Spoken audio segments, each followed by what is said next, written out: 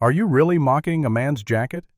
The heater hummed in that tired HOA office, its click-click rhythm cutting through the dusty morning light as the captain scoffed again, flattening his tone like Walt's worn sleeve was a joke meant for the room. But when the light shifted across that faded patch, the whole place paused, the silence landing heavy as a heartbeat under the floorboards. Still quiet, men leave echoes too, so let me take you back to the moment that patch first caught the morning sun. The heater in the HOA office hummed the way old machines do, steady and a little tired, filling the narrow room with a thin thread of warmth. Morning light pushed through the dusty blinds and landed across the counter where a half-empty cup of coffee waited for no one. Walt Hayes stepped in quietly, closing the door behind him as though he didn't want the hinges to work too hard. He held a manila folder under one arm, the kind you pick up when you want to give people facts instead of trouble. The HOA captain looked up before Walt reached the desk. His eyes ran down Walt's worn jacket with a familiar mixture of impatience and something close to annoyance. Still wearing that old jacket, Walt. Someone waiting in one of the plastic chairs snickered soft enough to pretend it wasn't cruel. Walt didn't react. Age had given him the gift of not needing to. Lucy, the young girl who helped organize flyers in the mornings, paused mid-stack. She watched the exchange with a tightening around her mouth, the kind of expression kids get when grown-ups forget they're being watched. Walt placed the folder gently on the counter. The motion shifted his sleeve just enough for a sliver of a faded patch to peek out threads frayed color washed to the quiet tone of something that once mattered to someone. Lucy noticed it immediately, her eyes following the bit of cloth before flicking back to Walt's face. The captain didn't give the patch a glance. "Looks like it's older than the street you're complaining about," he said, flipping the folder open with one finger, as if even that was a favor. Walt kept his voice low. "Just thought someone should see it. The wiring on that pole's been sparking after dusk." The captain sighed, like a man who carried more irritation than responsibility. "We've got bigger issues today." There was a beat of stillness, thin but real. Lucy shifted her weight, wanting to speak and choosing not to. Walt simply nodded, a small dip of his chin, graceful in its acceptance. The captain moved the folder aside without looking at it again. Papers brushed each other in a weary shuffle. A chair leg scraped the floor. The heater rattled, once the sound filling the space between their breaths. Walt reached for the folder, then changed his mind and left it there. "Thank you for your time," he said, the words steady, neither sharp nor shaken. He turned to leave with steps unhurried, shoulders relaxed in a way that didn't quite match the moment. Lucy followed him with her eyes, her fingers hovering above the next flyer she was supposed to sort. She caught the faintest glimpse of the patch again as he pushed open the door, barely a scrap of cloth, yet somehow carrying weight. Outside, the cool air of early autumn rushed in before the door swung shut behind him. For a heartbeat, the lobby felt strangely emptied, as if something important had stepped out with Walt and wasn't sure whether to return. Nobody noticed the streetlight flicker behind him. The next morning carried the kind of thin, cool sunlight that made the town look honest, every crack in the pavement showing every leaf turning just a shade more brittle. Walt Hayes stepped back into the HOA office with the same quiet determination he'd walked out with the day before. He carried a different folder, this time thicker edges soft from being handled more than once. Inside were close-up photos of the faulty wiring he'd mentioned, each picture dated, each one showing something a little worse than the last. The captain was already at the counter sorting mail with the bored precision of a man who'd rather be anywhere else. He didn't look up until Walt was standing a polite step back, waiting. "I brought clearer shots," Walt said. His tone was gentle, steady, like he was offering a favor rather than asking for one. Figured it might help. The captain flipped through the stack without absorbing a thing. "We've seen these kinds of issues before," he muttered. "Not our priority today." Walt didn't argue. He rarely did. "I'm just trying to keep folks safe." The captain pushed the folder aside with a dismissive sweep of his hand, not forceful, just careless, the sort of gesture that came from knowing no one would challenge it. Papers slid halfway across the counter before stopping against a stapler. The motion felt colder than it looked. Behind them, Lucy paused in the middle of pinning a flyer to the bulletin board. She'd grown used to hearing the captain talk like that, but something about the way Walt stood, shoulders level, voice soft, made the moment feel different. She glanced at him and saw the frayed edge of the patch again catching a beam of light from the window. The loose threads almost shone silver against the worn fabric. Walt gathered the papers, gently straightening them with careful thumbs. He placed the folder back on the counter as if offering them one more chance to be taken seriously. Mr. Hayes, the captain, said, sighing, "We can't chase every little spark that shows up. You're making too much of this." A laugh came from someone waiting behind them, a short, knowing sound. Walt didn't turn around to see who it was. He simply let the noise pass by the way wind sometimes slides off the side of a barn without changing anything. "I understand," he said, adjusting the folder so it didn't hang off the edge. "Didn't mean to trouble you." Lucy frowned. She stepped closer, stopping beside the counter. "Maybe we should look at it," she said quietly, but clearly, "just to be safe." The captain didn't acknowledge her suggestion. He was already moving on to another stack of envelopes, his attention drifting away as if the conversation had ended itself. Walt nodded once more, a small, polite gesture that felt almost like an apology for caring too much. He lifted the folder again, holding it with the same gentleness someone might use with old photographs or keepsakes. His sleeve shifted in the motion, and Lucy caught a fuller glimpse of the faded patch. The stitching dulled, the colors softened by years, yet still carrying some quiet importance. "Thank you for your time," Walt said. The captain grunted in response, not unkindly, but not kindly either. It was the sort of sound that lived in the narrow space between dismissal and indifference. Walt stepped back toward the door.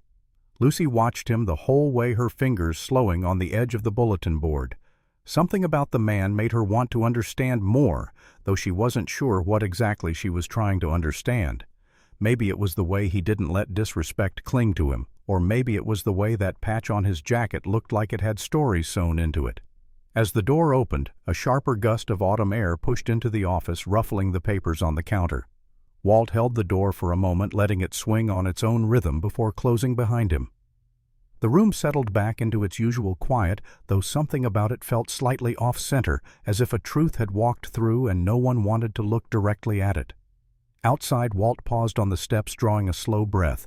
The morning light caught his jacket again, the patch hidden now beneath the fold of fabric.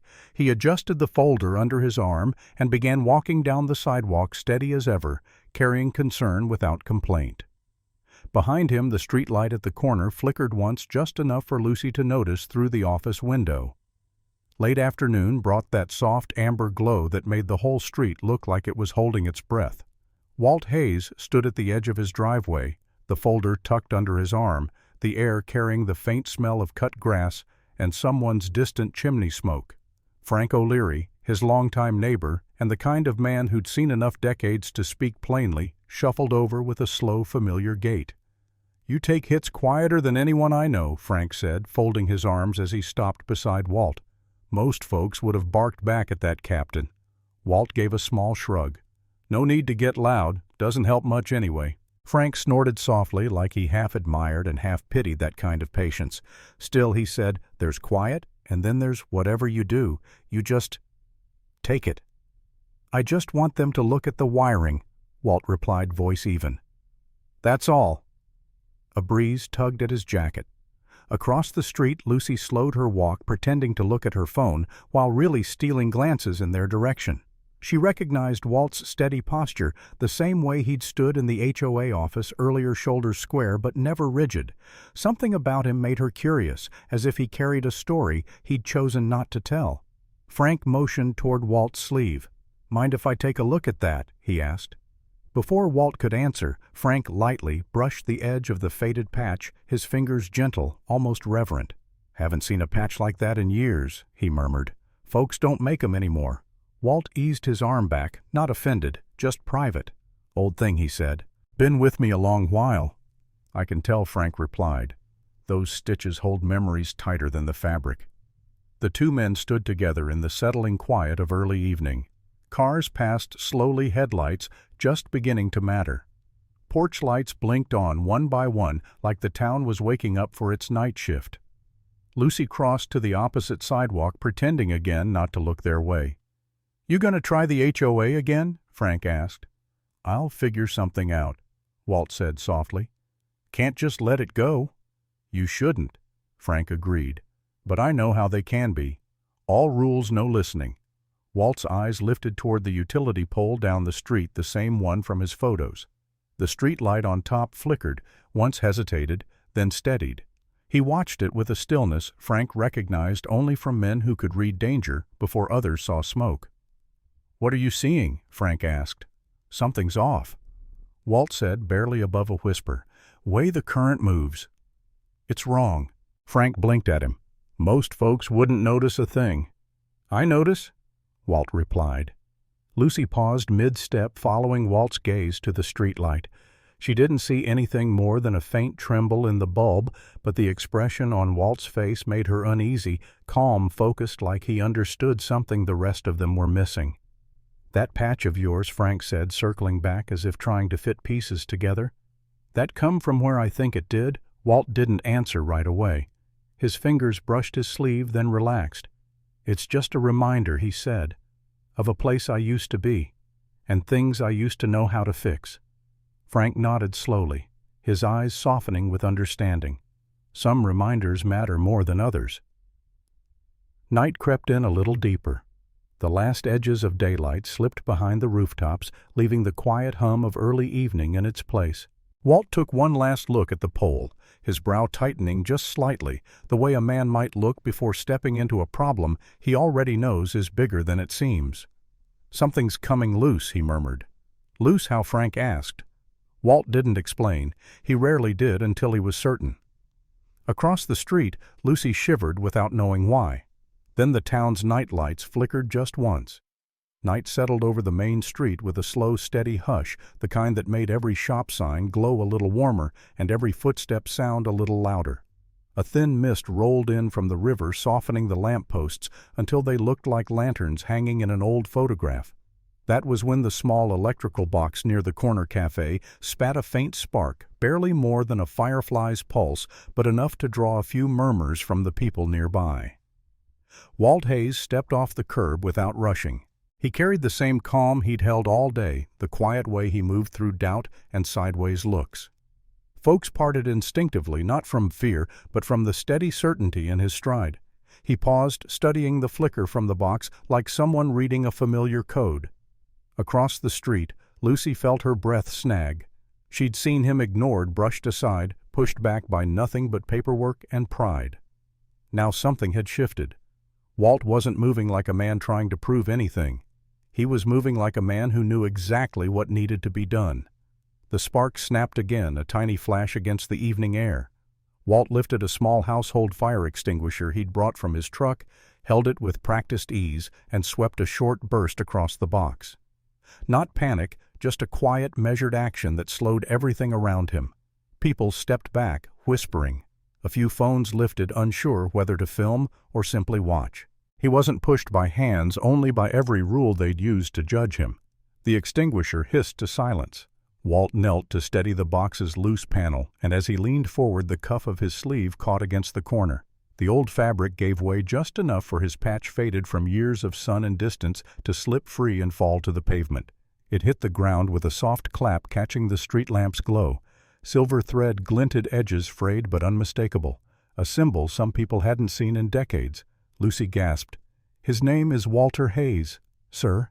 The words were small, but they carried. The town leader, who'd been striding forward, ready to chastise Walt for tampering, stopped mid-step, froze completely. Not because of the spark, not because of the extinguisher, but because the name in Lucy's voice unlocked a door he'd closed years ago. Someone behind him whispered Hayes, as in. The town leader swallowed. "That's your unit?" he asked quietly, staring at the patch, as if it were a medal laid on sacred ground. Walt picked it up with careful fingers. "Long time ago," he said. "Just did what we were trained to do."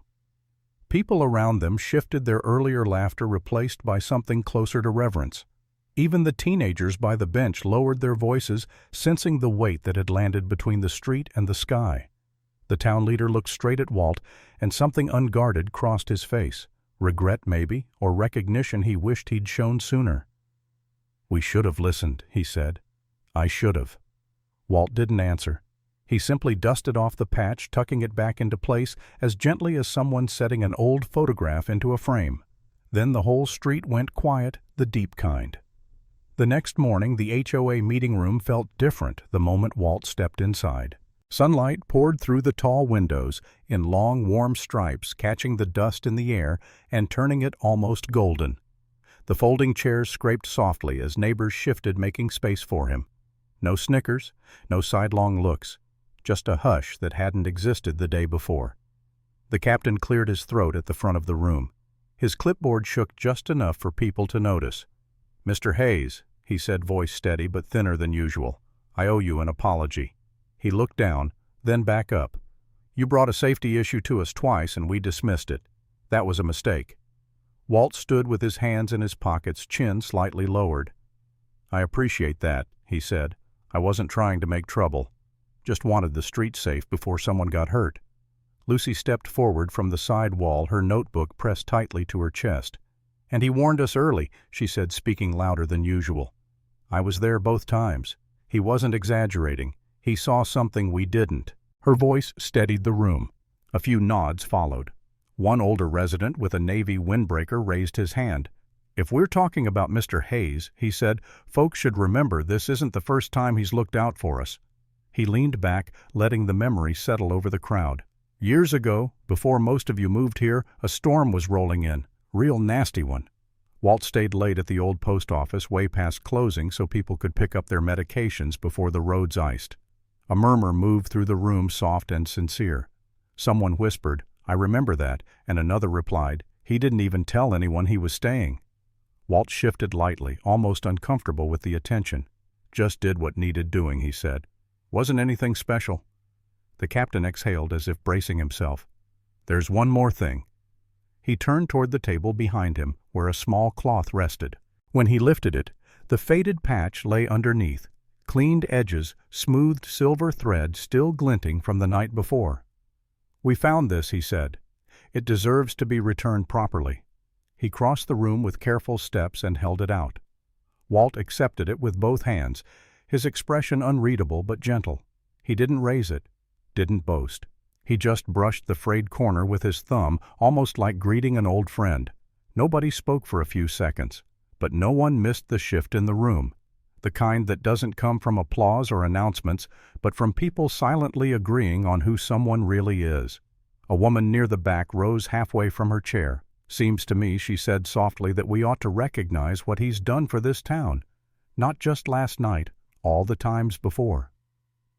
A neighbor beside her murmured, "He never asked for it, but maybe that's exactly why he deserves it." Then from the doorway someone spoke clearly enough for the entire board to hear. Someone suggested the town should honor him properly. The Golden Ridge Community Hall glowed with a warm amber hush that made the oak panels shine like they'd been polished just that morning. Soft lamplight reflected off glass display cases, the kind holding decades of old photographs, school ribbons, and bits of town history that meant more to the people here than anyone else would ever understand. The faint scent of old books drifted from the adjoining library room, mixing with the sweetness of fresh varnish. Walt Hayes stepped inside slowly, unsure why he'd been invited, unsure why the whole town seemed to be gathered in a semicircle near the far wall. Conversations softened the moment he appeared, turning into gentle nods and quiet smiles that felt strangely out of place for a man who'd spent years blending into the background. Lucy approached first, holding a small wooden box in both hands. "Morning, Mr. Hayes," she said, her voice steadier than he'd ever heard it. We'd like you to come up front." The town leader waited beside her posture, straighter than usual, a respectful distance kept, not from discomfort, but from recognition. Behind them, a new section of wall had been prepared, a polished oak plaque with a brass title plate reading, "Quiet Service Wall." Empty nails were lined in a neat row, waiting to hold small emblems of people who had helped the town in ways most never saw. Walt hesitated, glancing around as if searching for someone else they meant to call. "You sure you've got the right fella?" he asked quietly. Lucy smiled. "We're sure." She opened the wooden box, revealing his faded patch cleaned carefully, pressed the frayed edges still intact. "Not restored, just honored. We'd like you to place it yourself," the town leader said. "Right here. First one on the wall." Walt reached for it, his fingers brushing the worn threads that had survived years of weather, time, and silence. As he stepped toward the plaque, the entire hall seemed to lean in, not physically, but with the kind of breathless stillness found only in moments that carry weight. He lifted the patch, paused, and pressed it gently onto the waiting nail. For a moment, the whole room froze, the quiet kind of respect that doesn't need applause. Lucy's voice broke the stillness, soft but sure. "They mocked your jacket, but they never knew the man wearing it." Walt let out a slow exhale, his shoulders easing. No need for folks to know everything he said. Just enough to look out for each other. A hush settled through the hall, warm and full, like gratitude finally finding a home after wandering too long. Neighbors stood shoulder to shoulder. Some bowed their heads, some wiped their eyes. The town leader cleared his throat but didn't try to speak. He knew words would only get in the way. Walt looked at the patch one last time, sitting there under the soft gold light. It didn't shine like something new. It glowed like something understood. He turned toward the crowd, offering a small nod. Nothing grand, nothing dramatic, just the kind of gesture a quiet man gives when louder gratitude would feel undeserved. If this story moved, you share it forward. When the crowd drifted out of the Golden Ridge Community Hall, Walt stayed behind for a moment, letting the warm lamplight settle on the patch now hanging steady on the quiet service wall. Still, the room felt peaceful in that old-town way, like a porch swing easing to a stop, carrying the soft truth that kindness doesn't need headlines to matter. Then, as he stepped back to take one last look, the memory of the night before washed through the hall, and the whole place seemed to freeze again, touched by the quiet respect that comes when a community finally understands the man who never asked them to. His patch didn't shine like something new. It glowed like a lamp in a winter window, steady enough to guide anyone willing to see it. And long after he walked out into the cool evening air, that small square of fabric kept speaking for him, asking folks to look out for one another, gently reminding them that quiet service leaves the strongest echo.